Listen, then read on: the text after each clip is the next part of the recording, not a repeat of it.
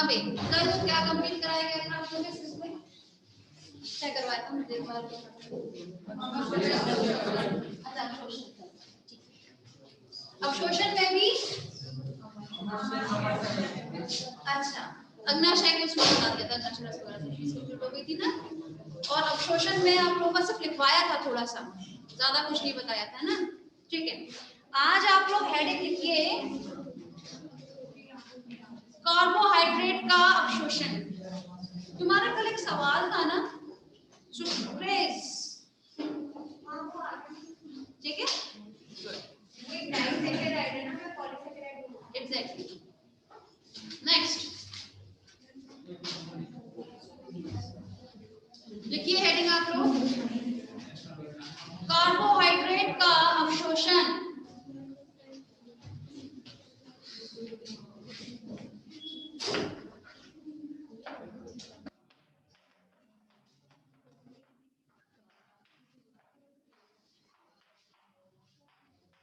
देखिए क्लास, जब हम लोग बात करें आपके कार्बोहाइड्रेट के बारे में, ठीक है, कार्बोहाइड्रेट आप लोगों के सिलेबस से हालांकि वैसे हटा दिए गए हैं स्टार्स की टाइप्स ऑफ कार्बोहाइड्रेट, है ना?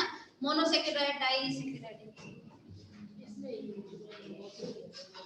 अच्छा उसमें है।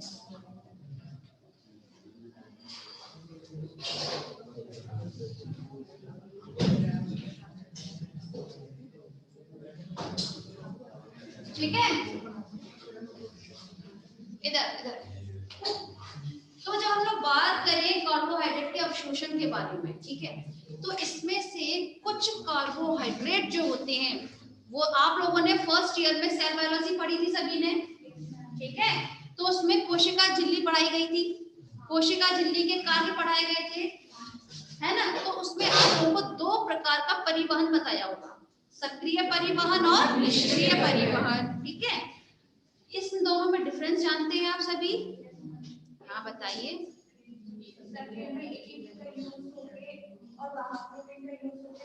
बिल्कुल सही बात। देखिए जब हम लोग बात करें यहाँ पे निष्क्रिय परिवहन और सक्रिय परिवहन, तो निष्क्रिय परिवहन जो होता है उसमें हमें ऊर्जा की आवश्यकता नहीं होती, जिसमें हम लोग पढ़ते हैं परासरण, ठीक है ना? आप लोग जानते हैं उसमें क्या होता था, उच्च सांद्रता से निम्न सांद्रता की तरफ जाते थे, तो उसमें एनर्जी की रिक्वायरमेंट नहीं होती है, जरूरत नहीं होती है, ठीक है? जैसे एग्जाम्पल के तौर पे देखा जाए तो मैं अगर शायद मैंने दिया भी होगी पॉसिबल, आप लोगों की क्लास में सपोज कीजिए 10 बच्चे बैठे हैं इस वक्त, ठीक है? पड़ोस वाली क्लास में बैठी हुई 100, पूरी क्लास पूरी भरी हुई है अच्छे खास तरीके से, ठीक है? तो निष्क्रिय परिवहन क्या बोलता है आपका, उच्च सांद्रता से निम्न सांद्रता की ओर, मतलब ये है आपके दूसरी वाली क्लास पड़ोस में जो है, यहाँ पर है सिर्फ आप 10 स्टूडेंट्स, ठीक है? तो निष्क्रिय परिवहन में क्या होगा, इसमें अगर मैं 100 बच्चों में से कहूँ कि 10 बच्चे जो है वो आपकी क्लास में आके शिफ्ट हो जाएं, कोई परेशानी आएगी उन्हें, इजीली हो जाएंगे, किसी भी प्रकार का ऊर्जा का इसमें यूज नहीं होगा, ठीक है? वो आप लोग के साथ आके इजीली एडजस्ट हो जाएंगे। लेकिन इस प्रकार का परिवहन जो उच्च सांद्रता से निम्न सांद्रता की ओर जाता है क्या बोलते हैं इसे हम, निष्क्रिय परिवहन। लेकिन जो आपका सक्रिय परिवहन होगा, अब देखिए आपकी क्लास में कितने बच्चे हैं, 10, उस क्लास में है 100। अब अगर मैं आप लोगों से कहूं कि आप 10 बच्चे बैठे हुए अकेले उसी एक क्लास में शिफ्ट हो जाइए, क्या आप लोग इजीली हो सकते हैं? उस रूम में शिफ्ट नहीं हो सकते। आप लोगों को शिफ्ट करने के लिए मुझे क्या करना पड़ेगा, अच्छे तरीके से धक्का देना पड़ेगा, क्योंकि वो क्लास ऑलरेडी भरी है खचाखच, जैसे हम लोग गाय बकरियों को धक्का देकर बिठाते हैं जनरली, ठीक है? वहां पर आप लोगों का क्या होगा, ऊर्जा का वहां पे यूज हुआ, ठीक है? क्योंकि ऊर्जा का यूज क्यों किया हमने, क्योंकि ये हमारी निम्न सांद्रता से उच्च सांद्रता की ओर जा रहे थे, ठीक है? तो जब भी एक ऐसा परिवहन जिसमें निम्न सांद्रता से उच्च सांद्रता की तरफ जाया जाता है तो उसमें किसका यूज होता है, ऊर्जा का। ऊर्जा हमेशा किसमें हमें मिलती है, एटीपी के रूप में। एटीपी में से एक फॉस्फेट अणु जो होगा वो उपयोग कर लिया जाता है, बाकी के भाई एटीपी में कितने फॉस्फेट अणु होते हैं, 3, ठीक है? 3 में से एक यूज कर लिया, बच जाते हैं 2, मतलब एटीपी जो है वो एडीपी में कन्वर्ट हो जाता है। ये जो आपका होगा कौन सा होता है, सक्रिय परिवहन, ठीक है? तो जब हम लोग बात करें क्लास कार्बोहाइड्रेट के अवशोषण के बारे में, तो इसमें कुछ कार्बोहाइड्रेट जो है, ठीक है, वो तो कैसे होंगे, निष्क्रिय परिवहन की वजह से, ठीक है, अवशोषित हो जाएंगे। लेकिन कुछ कार्बोहाइड्रेट जैसे ग्लूकोज, ठीक है, ग्लूकोज का जो अवशोषण होता है हमेशा सक्रिय परिवहन की वजह से होगा। कोई परेशानी, एनीवन? आप लोग चाहें तो मैं यहाँ पे डायग्राम बना सकती हूँ बकायदा सक्रिय परिवहन का, बनाओ, ठीक है।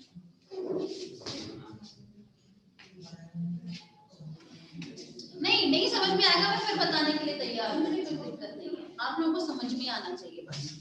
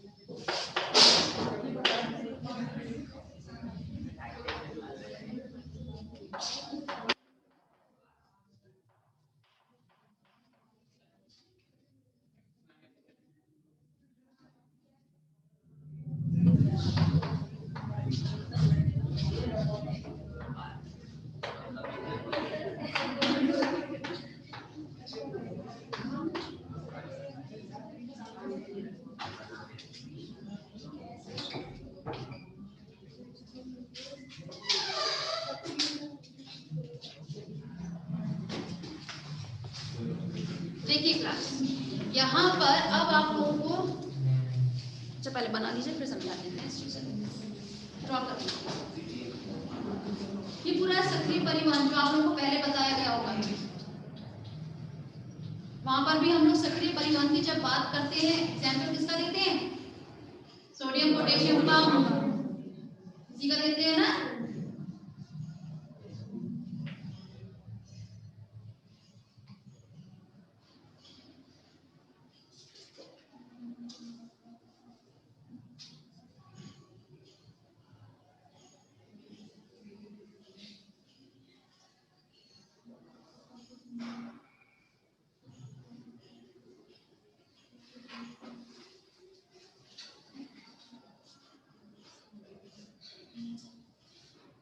ग्लूकोज अणु, ठीक है, बताओ। देखिए क्लास, जब हम लोग बात करें ग्लूकोज के अवशोषण के बारे में, ठीक है, तो ग्लूकोज का अवशोषण किस विधि से हो रहा है, सक्रिय परिवहन विधि से होगा, ठीक है। सक्रिय परिवहन विधि मतलब इसमें सबसे पहले आपका कोई ग्लूकोज अणु गया, सपोज कीजिए, जिसका अवशोषण होना है, ठीक है, वो सबसे पहले किसी ना किसी एक वाहक के साथ जुड़ेगा। जनरली जब लोग वाहक की बात करते हैं तो यहाँ पर कोई ना कोई शर्करा जो है, शर्करा ग्लूकोज के साथ हमेशा क्या जुड़ेगा, शर्करा जो है वो एक वाहक की तरह काम करेगा, ठीक है।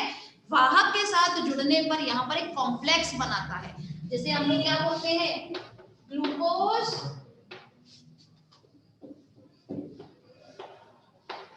हिंदी में लिखो या फिर उसमें इंग्लिश में लिख दिया, ग्लूकोज वाहक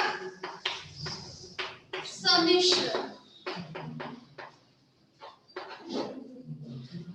सम्मिश्र देख लेना है ना, ये लिख लें, ठीक है। तो यहाँ पर सबसे, हाँ आई ना, आप भी लोग सकते हैं, अरे है कि नहीं है, ठीक है। यहाँ पर जब हम लोग क्लास बात करें सक्रिय परिवहन की बात की जाती है, देखिए, तो ग्लूकोज का अणु था, किसी शर्करा के साथ जुड़ा, शर्करा क्या थी, वाहक, वाहक के साथ जुड़ने पर क्या बनाया, उसने सम्मिश्र बनाया है, जिसे हम लोग क्या बोलते हैं, आपका ग्लूकोज कैरियर कॉम्प्लेक्स, यानी कि ग्लूकोज वाहक सम्मिश्र। आप लोग ये वाहक का काम क्या होता है, वो सिर्फ अपने साथ जोड़ेगा, उसको एक जगह से दूसरी जगह छोड़ने के बाद फिर लौटाता है, यही काम करता है। जैसे हम लोग अगर बात करें तो ट्रक वगैरह चलते हैं, सामान लोड करते हैं ना, अपनी जगह से लेके जाके सामान को छोड़ने का फिर लौटाते हैं, ठीक है। तो सेम काम रहता है वाहक का। वाहक ने क्या किया, यहाँ से ग्लूकोज अणु उठाया है और उठाने के बाद उसको उसकी जगह पर, जहाँ पर उसको क्या होना है, अवशोषित होना है, ठीक है। अब अवशोषित होने के लिए भी हमें किसकी रिक्वायरमेंट रहेगी, ऊर्जा की। ऊर्जा हमें मिली है एटीपी से। एटीपी से हमने क्या निकाल दिया है, इनऑर्गेनिक फॉस्फेट निकाल दिया, मतलब अकार्बनिक फॉस्फेट ग्रुप जो था वो यूज हो गया और किस में बदल गया, ये एडीपी में, ठीक है। और जब ऊर्जा यहाँ पर यूज हुई है तो बेसिक सी बात है, आपका जो ग्लूकोज अणु था वो इस तरफ आ जाएगा, मतलब शोषित हो गया। यहाँ पर क्या है, आंतरिक गुहा है। आप लोगों को बताया था कल कि ज्यादा से ज्यादा जो आपका भोज्य पदार्थ है कहाँ पर अवशोषित होता है, आपकी आंतों के द्वारा ही होता है, स्मॉल इंटेस्टाइन के थ्रू ही होता है ना। तो प्लस यहाँ पर देखिए, वाहक ने इसको यहाँ पे छोड़ दिया, वाहक ये फिर से जो है लौट आएगा अपनी जगह, ठीक है, क्योंकि उसको फिर से यहाँ से लेकर ग्लूकोज अणु लेके जाना है। कोई परेशानी, समझ में आया, ठीक है। हालांकि इसकी अब आगे कहानी बताई जाएगी बाद में, पर थोड़ी देर के बाद में। चलिए अब आप लोग जरा हेडिंग लिखिए, प्रोटीन्स का अवशोषण। प्रोटीन्स का अवशोषण, हाँ जी लिखिए, प्रोटीन्स का अवशोषण।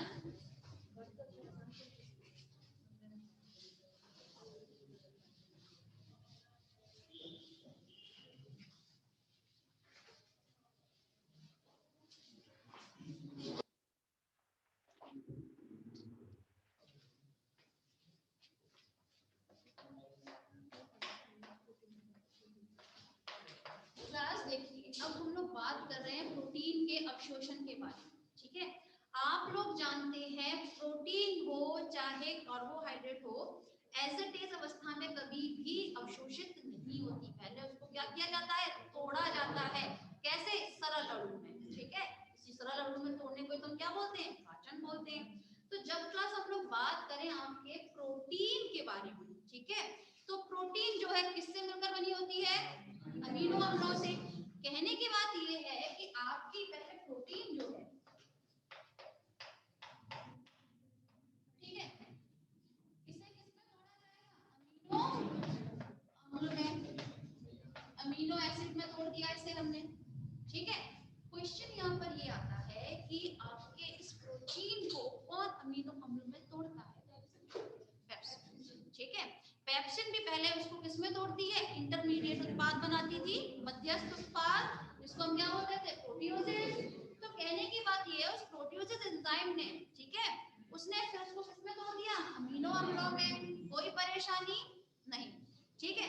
तो यहाँ पर प्रोटीन पाचक एंजाइम जो है वो क्या करेंगे, इस प्रोटीन को तोड़ेंगे, ब्रेक डाउन करेंगे, इसमें अमीनो अम्ल में। समझ में आया। अब ये अमीनो अम्ल आगे की कहानी कुछ टाइम में बताएंगे, पहले समझना। ये अमीनो अम्ल जो है अपने ऑप्टिकल आइसोमेर, ऑप्टिकल आइसोमेर को हम बोलते हैं प्रकाशीय समावयवी।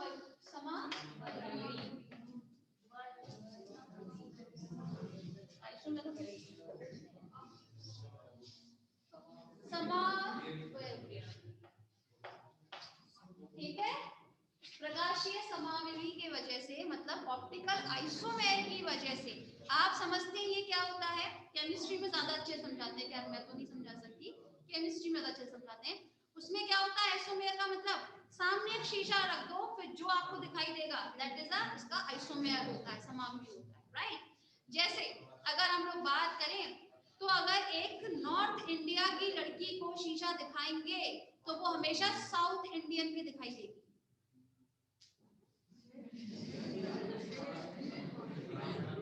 नहीं समझ में आया,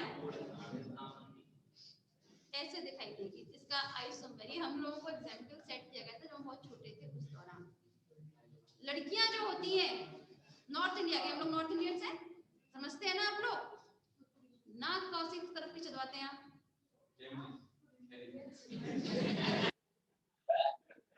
उल्टी तरफ की, है ना। जो साउथ इंडियन लड़कियां होती हैं वो हमेशा सीधी तरफ की चलवाती हैं, अगर आप लोगों को शीशा दिखाया जाएगा ना, तो जो आपका ये वाला नोज वाला हिस्सा है वो उसके राइट वाले पे आ जाएगा, है ना। आप नॉर्थ इंडिया से क्या बन जाओगे, साउथ इंडिया से, कोई परेशानी। देखिए क्लास समझ में आया, आइसोमेर का मतलब अगर आप लोगों का मतलब ये किसी भी चीज का अगर हम कोई भी यहाँ पे अणु रखा है उसका हम समावृत देखना चाहें तो हमें शीशा लगाएंगे तो उसका जो मॉलिक्यूल होगा अणु जो होगा उसका पूरी तरह चेंज हो जाता है सिर्फ डायरेक्शन, ठीक है ना। तो जब हम प्रकाशीय समावृत की बात करें तो अमीनो अम्ल जो है वो दो पार्ट में टूट जाता है। फर्स्ट होता है आपका डी अमीनो अम्ल and second is L amino अम्ल। कोई परेशानी यहाँ तक समझ में आ रही, ठीक है। जब हम लोग खास बात करें, अब आप लोग चाहे तो अपने नेट में सर्च कर लीजिएगा, ठीक है। डी अमीनो अम्ल और एल अमीनो अम्ल ये दोनों एक दूसरे के क्या होते हैं, प्रकाशीय समावयवी, ठीक है। मतलब इन दोनों के सामने ऐसा लगेगा शीशा रख दिया गया है तो दूसरे में कन्वर्ट हो चुके हैं, है ना। तो अब उसका खैर अब अणु का आप लोग खुद देख लीजिएगा, वो मेरा काम नहीं है। तो जब हम लोग बात करें डी अमीनो अम्ल के बारे में, ठीक है, तो इसका जो पाचन होता है वो सामान्य तौर पर होने वाला जो निष्क्रिय परिवहन था, निष्क्रिय परिवहन, निष्क्रिय परिवहन में हम किस चीज की स्टडी करते हैं बताएंगे हम? निष्क्रिय परिवहन सबने पढ़ा हुआ है। देखिए जब हम लोग बात करें, हाँ जी एग्जैक्टली, उसमें हम लोग बात करते हैं परासरण के बारे में, विसरण के बारे में, है ना। तो कहने की बात यह है डी अमीनो अम्ल का जो अवशोषण होगा वो तो नॉर्मली निष्क्रिय परिवहन की वजह से हो जाएगा, जनरली जो देखने को मिलता है वो विसरण होगा, ठीक है। लेकिन जब हम लोग बात करें आपके एल अमीनो अम्लों के बारे में, ठीक है, तो जो एल अमीनो अम्ल होता है उसका अवशोषण किससे देखने को मिलता है,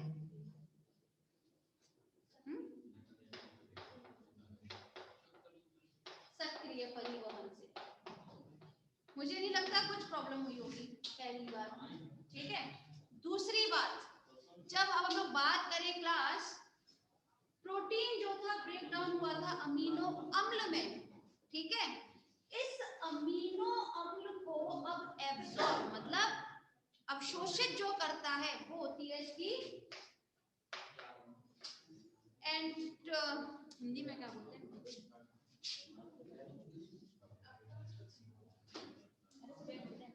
अग्र आंत्र योजनी शिरा, अग्र आंत्र योजनी शिरा, योजनी शिरा, एंटीरियर सेंट्रिक आर्टरी वेन होते हैं, ठीक है। इसे बोला जाता है एंटीरियर मेसेंट्रिक वेन इंग्लिश में, और हिंदी में बोलते हैं अग्र आंत्र योजनी शिरा, ठीक है। समझ में आया, आप चाहे जिससे भी चाहे उससे लिखिएगा। ये क्या काम करती है, स्टाफ ने ये अमीनो अम्ल को एब्जॉर्ब किया, अवशोषित किया, पहले समझ लो, लिखने का टाइम मैं दे दूंगी, ठीक है। जब हम लोग बात करें, अब इसने क्या किया, शिरा ने इसको एब्जॉर्ब कर लिया। आप लोग जानते हैं जो शिरा होती है आगे की तरफ चलकर क्या बनाती है, शिरिकाएं बनाती है, बनाती है शिरिकाएं। तो ये शिरिकाओं से होती हुई, ठीक है, कहाँ पहुंच जाएगी, लिवर में। मतलब वो भी लिवर में कैसे पहुंचेगी, इसके हिपैटिक पोर्टल सिस्टम से। हिपैटिक पोर्टल सिस्टम को हम हिंदी में बोलते हैं यकृत निर्वाहिका, एग्जैक्टली यकृत निर्वाह, हिमा बोलते हैं, हिका बोलते हैं, निवाहिका, यकृत निवाहिका उपतंत्र, लिख लेना इसको प्लीज, हिपैटिक पोर्टल सिस्टम, ठीक है, यकृत निर्वाहिका तंत्र, ठीक है। उससे होती हुई कहां पहुंच जाएगी, यकृत में पहुंच जाती है, ठीक है। यकृत में उसका आगे की तरफ क्या होगा, अवशोषण होगा। अब किस तरीके से अवशोषण होगा वो अभी हम लोग बात करेंगे जरा, ठीक है। आप लोग पहले से जरा नोट डाउन कीजिए, फिर आगे बात करते हैं।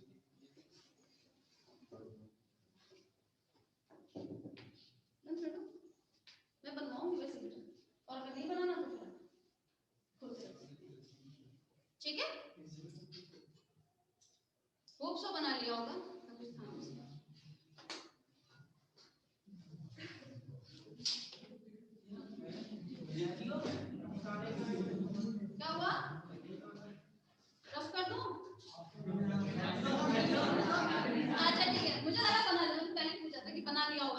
और हाँ चलो ठीक है, कहाँ नहीं बनाया मुझे कुछ लोग बता दो।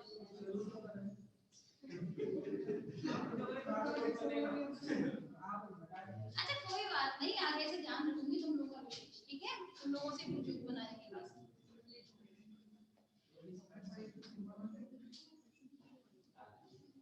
हो गया?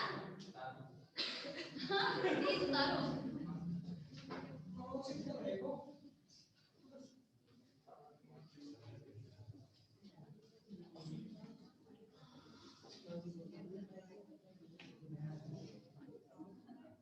समझ में आया?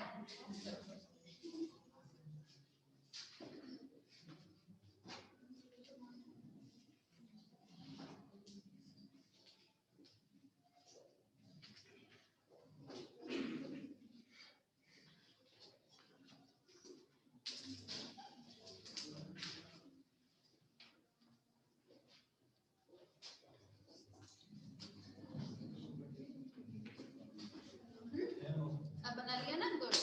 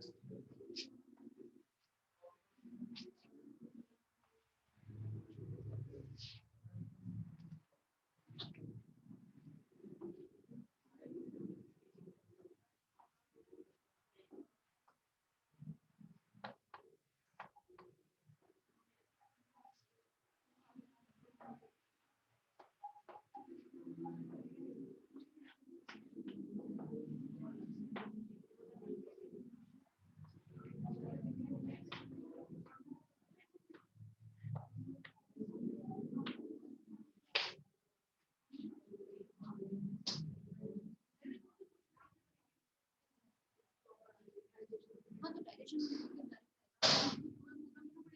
बिल्कुल।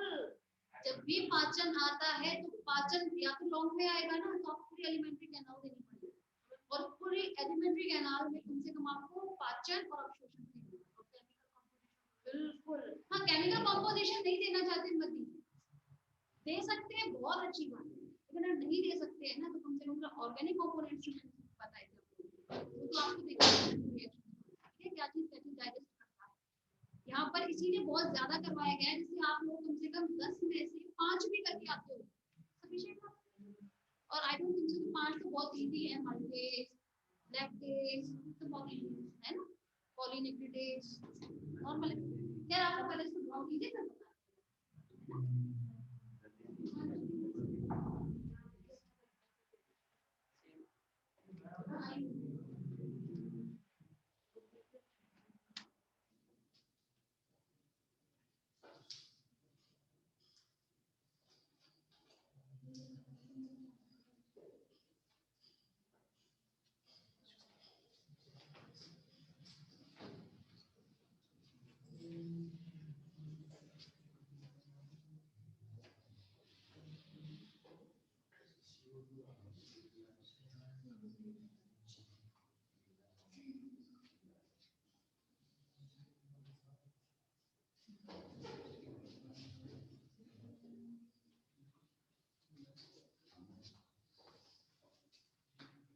हाँ भाई ड्रॉ किया।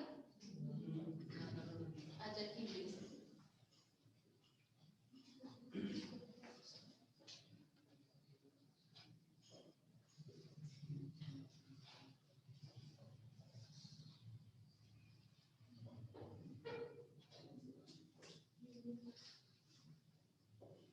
हिंदी रूपांतरण कर दूं इसका?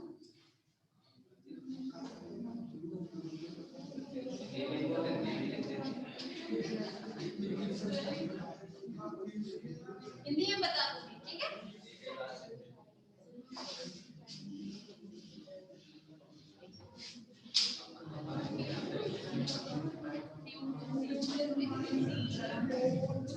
हो गया सभी स्टूडेंट्स का? गुड।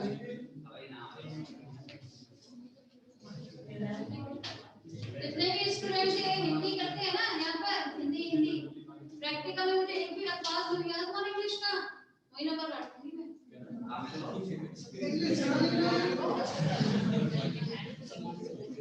मैंने पहले कहा हुआ है तुम लोग मुझसे पंगा लोगे तो प्रैक्टिकल में तुम बचाएंगे, नहीं करते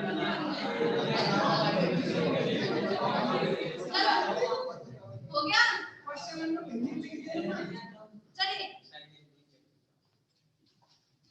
हाँ भाई देखिए, यहाँ पर हम लोग बात कर रहे हैं आपके यकृत में होने वाले अब एब्जॉर्प्शन के बारे में, ठीक है? किस तरह से यकृत में काम होगा, इधर ध्यान दीजिए। अब ये है आपकी रक्त नलिका, ब्लड वेसल, ठीक है? आप लोग जानते हैं ग्लूकोज वगैरह जो भी है किसके थ्रू जाएंगे, ब्लड वेसल्स के थ्रू जाएंगे, ब्लड में तो जाएंगे ये जनरली रक्त के, ठीक है? अब देखिए ग्लूकोज जो था किसमें जाएगा, आपके यकृत में।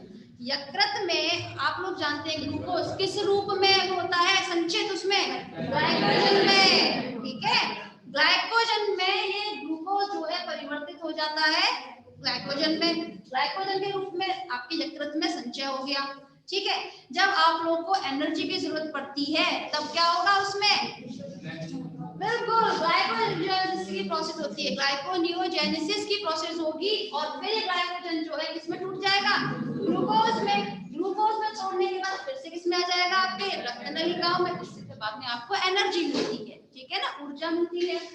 लेकिन हमारा टॉपिक चल रहा था वो एमिनो एसिड को लेकर था, ठीक है? देखिए जब हम लोग बात करें एमिनो एसिड है चाहे ग्लूकोज है मतलब कार्बोहाइड्रेट या कुछ भी आप देखेंगे जनरली, तो एमिनो एसिड जो था अब कहाँ जाएगा, आपके यकृत में।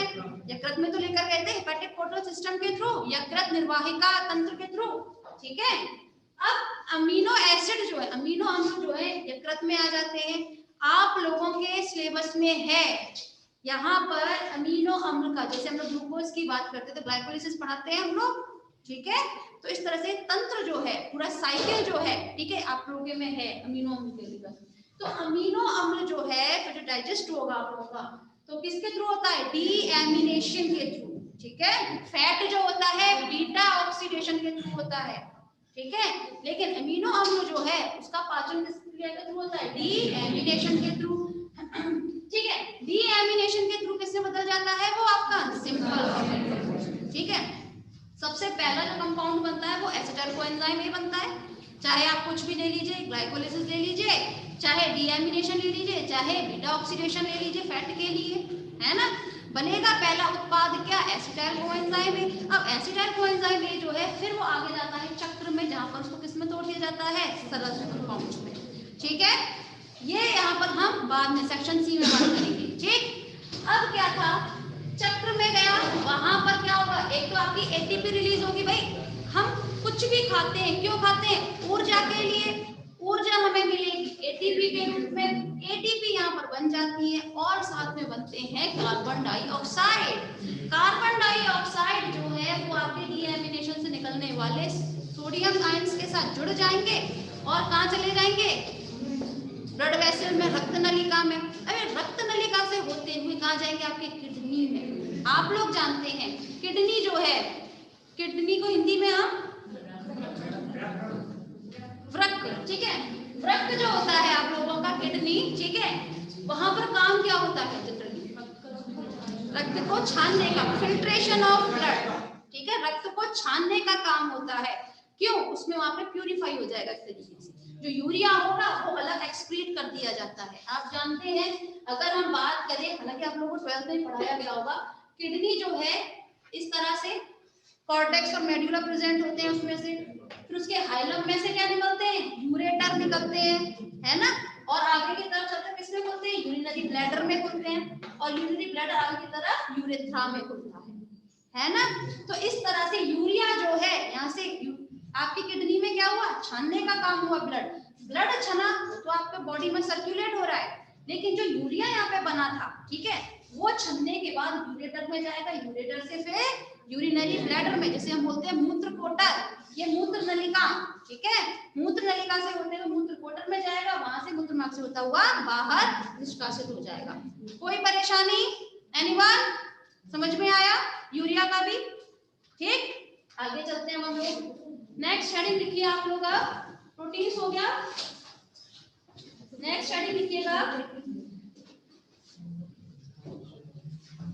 अवशोषण ऑफ, सॉरी वसाओं का अवशोषण, एब्जॉर्प्शन ऑफ फैट, वसाओं का अवशोषण।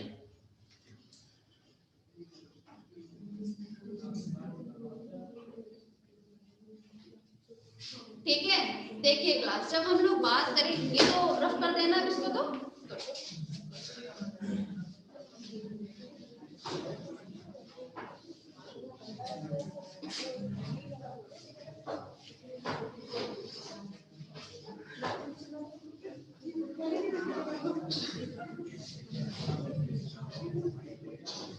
चलिए आगे बढ़ते हैं। अब हम इधर अंदर अंदर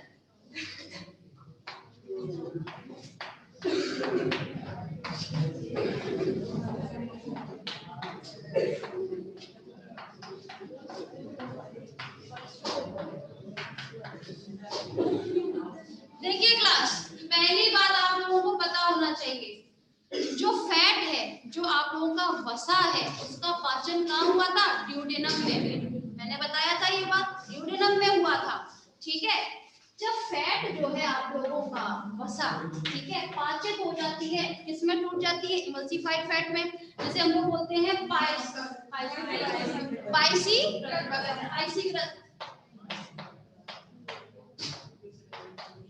पाइसीकृत वसा में।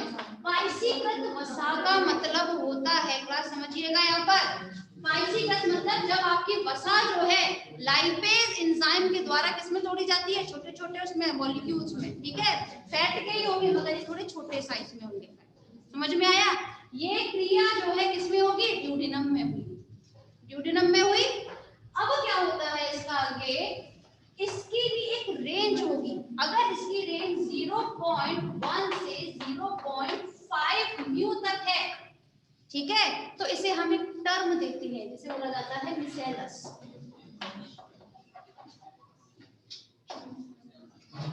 ठीक है, मिसेलस, और मिसेलस को हम हिंदी में बोलते हैं, मिसेलस ही बोलते हैं, यह मिसेलस। ठीक है ना, कोई परेशानी, लिख लीजिएगा। कि पायसीकृत वसा जो होता है अगर उसका रेंज 0.1 से 0.5 म्यू का है तो उसे हम क्या बोलेंगे, मिसेलस या फिर मिसेल्स। ठीक है,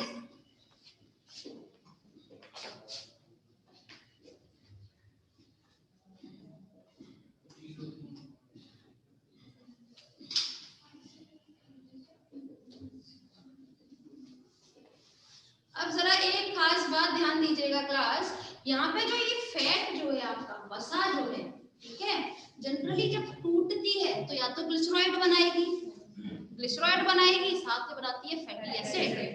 ठीक है, जिसमें से जो ग्लिसरॉइड होते हैं वो तो नॉर्मली एब्जॉर्ब हो जाते हैं आपकी, ठीक है, ऑस्मोसिस की प्रक्रिया के द्वारा। ठीक है ना, मतलब कौन सी प्रोसेस होगी वहां पर, परासरण की।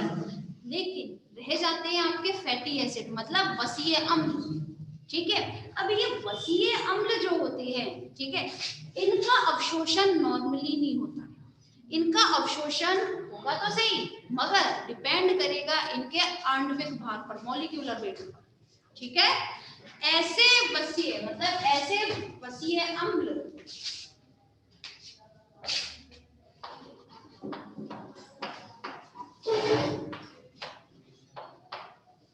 ठीक है, फैटी एसिड से ये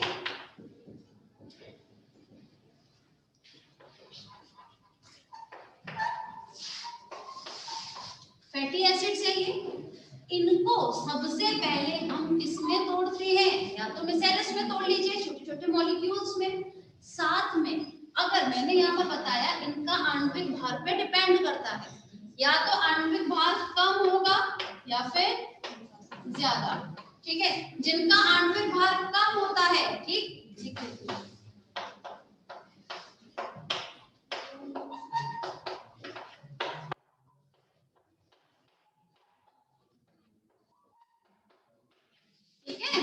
तो अगर ऐसे मॉलिक्यूल्स मतलब ऐसे मिसेलस जिनका आणविक भार जो है वो कैसा है, कम है, तो उनका परासरण की वजह से हो जाएगा। ठीक है, लेकिन अगर उनका कैसा है, आणविक भार ज्यादा है, तो उनका अवशोषण जो होगा वो सक्रिय परिवहन की वजह से होगा, मतलब उसमें हमारी एटीपी यूज होगी। ठीक है, देखिए फिर आगे काम करते हैं।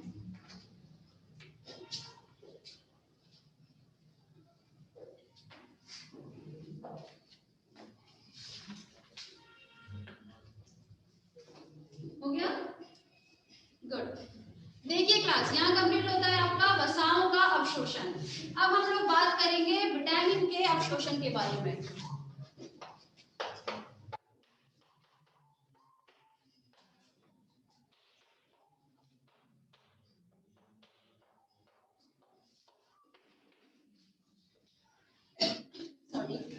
देखिए क्लास,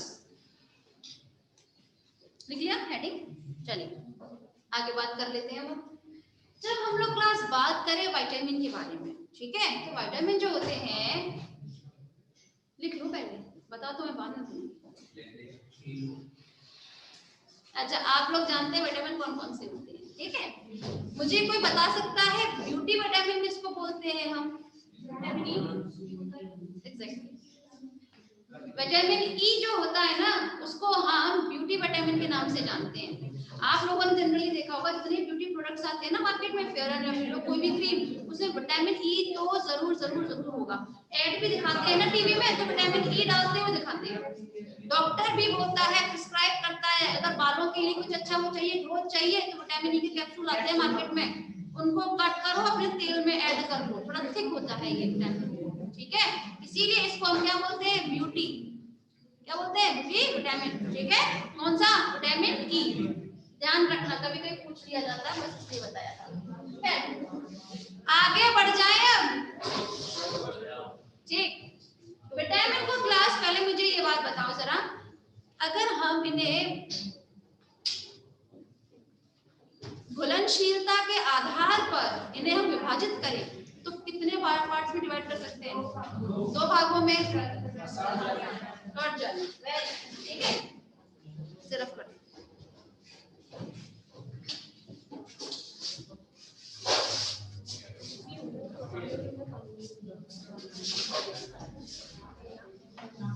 जल में घुलनशील होगा एक, और एक वसा में घुलनशील होगा।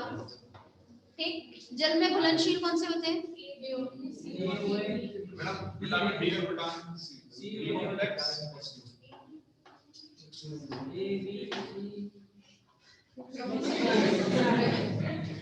ठीक है, सॉरी, मतलब बी कॉम्प्लेक्स आपके और साथ में सी।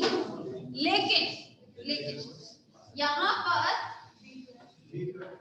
B12 को छोड़कर, ठीक है, बाकी का जो जल में घुलनशील है ये, तो जल में घुल जाते हैं तो उनका अवशोषण तो नॉर्मली हो जाएगा जैसे जल का अवशोषण होता है, ठीक है।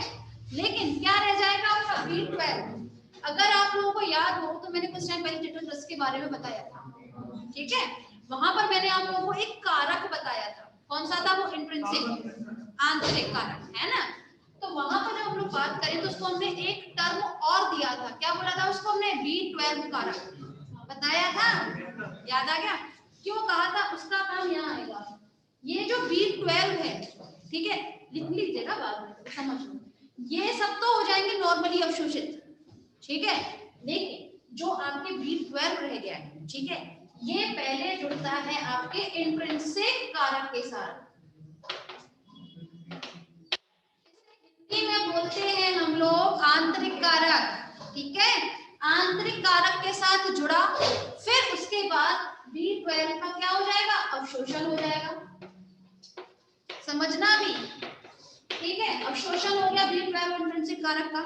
अब जैसे ही B12 कारक जो है अवशोषित हो जाता है, ये आंतरिक कारक खुद को B12 से अलग कर लेता है, ठीक है। तो क्या सिर्फ अवशोषित हुआ आपका? B12, ठीक है। यहाँ पर इंट्रिंसिक कारक जो था, एक तरीके से इसने यहाँ पर वाहक का काम किया है ना, कैरियर का तो काम किया है। यहाँ पर उसने क्या किया? सिर्फ B12 के साथ जुड़ा है, जुड़ने के बाद में उसको अवशोषित करने का मौका दिया, वो अवशोषित हो गया, B12 खुद उससे अलग हो गया। समझ में आया? एनीवन? कैसे समझ में आया सभी को? गुड। अब देखिएगा क्लास, जब हम लोग बात करें आपके मिसेलस के बारे में, ठीक है, सॉरी आई मीन टू से वसा में घुलनशील जो आपके विटामिन है, ठीक है, तो वसा में घुलनशील विटामिन कौन से होते हैं?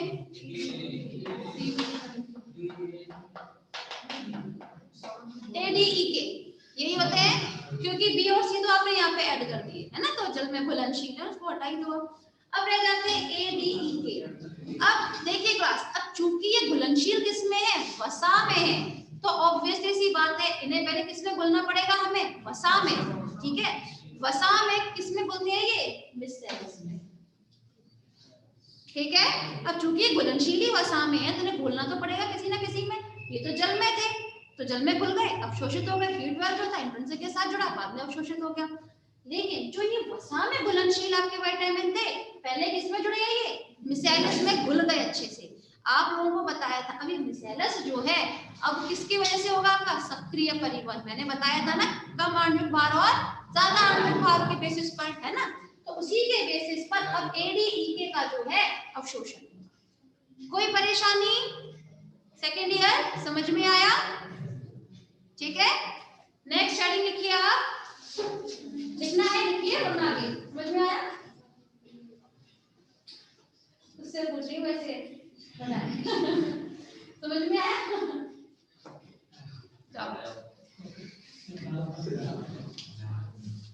नेक्स्ट, जल का अवशोषण। जल का अवशोषण कहाँ होता है?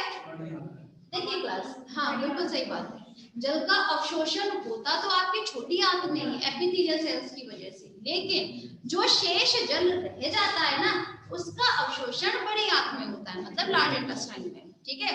तो कहने की बात यह है, जल के अवशोषण की जब हम लोग बात करें, तब उसका अवशोषण कहाँ पर होगा? छोटी आंत में होता है। ध्यान दीजिएगा, जल का अवशोषण छोटी आंत की एपिथेलियल सेल्स के द्वारा ही होता है। लेकिन बड़ी आंत हम क्यों बोल देते हैं बड़ी आंत में होता है? क्योंकि जो रह जाता है ना जल का अवशोषण होना, वो वहां पर बड़ी आंत में होगा, ठीक है ना। क्योंकि अवशोषण के लिए विलाई सिर्फ और सिर्फ कहाँ उपस्थित होती है? छोटी आंत में। सबसे ज्यादा अवशोषण विलाई की वजह से, ठीक है ना। कोई परेशानी?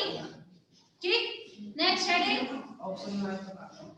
ऑप्शन में आए तो ऑप्शन देख लीजिएगा, वहां पर आपको स्मॉल इंटेस्टाइन, लार्ज इंटेस्टाइन दिया होगा, सिर्फ इंटेस्टाइन दिया होगा, क्वेश्चन आता है तो मेरे पास ले आना, ठीक है? नहीं जी, चलिए नेक्स्ट देखिएगा क्या, छोटी आंत की लंबाई ये देखना पड़ेगा, ठीक है? ये हालांकि लेकिन हाँ ये बात बिल्कुल सही बात है, क्लास ये पूछा जाता है क्वेश्चन, छोटी आंत की लंबाई, इसोफेगस की लंबाई, हाँ 4 से 5 मीटर का होता है, ये तो वैल्यू भी कर जाता है, पर हाँ मैं देख के बताती हूँ, ठीक है? क्योंकि जो चीज मुझे नहीं पता होता मैं साफ बोलती हूँ आपको, देखो ठीक है? नेक्स्ट है हेडिंग आप लोग है जी, है जी मुंह के अंदर कुशालिया पूछा कार्बोहाइड्रेट का पाचन कहाँ होता है, हाँ तो कार्बोहाइड्रेट का मोस्टली पाचन आपके मुंह में हो जाता है, काइलिन के थ्रू, ये आप लोगों प्रैक्टिकल में भी आएगा, ठीक है? अब लिखें आगे, विष्ठा का संगठन, विष्ठा, विष्ठा, फेसिस एंड डिफेसिकेशन, विष्ठा का संगठन एंड विष्ठोत्सर्जन,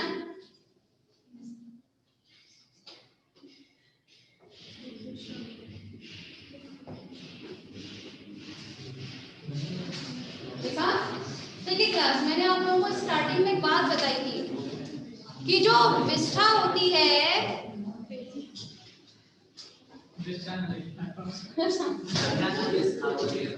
नहीं विष्ठा, ठीक है, जो एक्सक्रीट किया जाता है, निष्कासित किया जाता है पाचन के बाद में। चलिए बात करते हैं, मैंने आप लोगों को एक चीज लिखवाई थी स्टार्टिंग में कि विष्ठा का जो पीला रंग होता है किसकी वजह से होता है, स्टर्कोबिलिन की वजह से होगा, ठीक है? लेकिन है जी स्टर्कोबिलिन लिखवाया था मैंने आप लोगों को, स्टर्कोबिलिन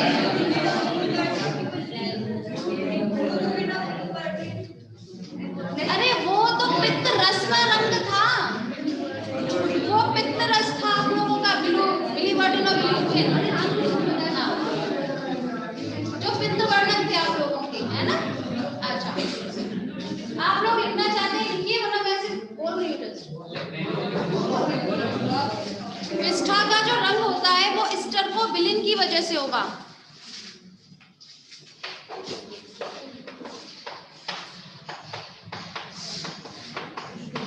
ठीक है? स्टर्कोबिलिन नामक हार्मोन की वजह से क्या हो जाता है, उसका रंग थोड़ा सा भूरा या पीला रंग देखने को मिलता है विष्ठा। लेकिन जब हम लोग बात करें ओडोर के बारे में, मतलब आने वाली बदबू के बारे में हम लोग बात करें, तो इसमें जो ओडोर होती है हमेशा इंडोल, स्केटोल और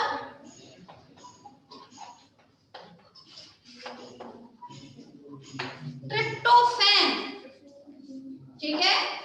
इन तीनों की वजह से विष्ठा में से एक अजीब सी क्या आती है, स्मेल आती है, ठीक है?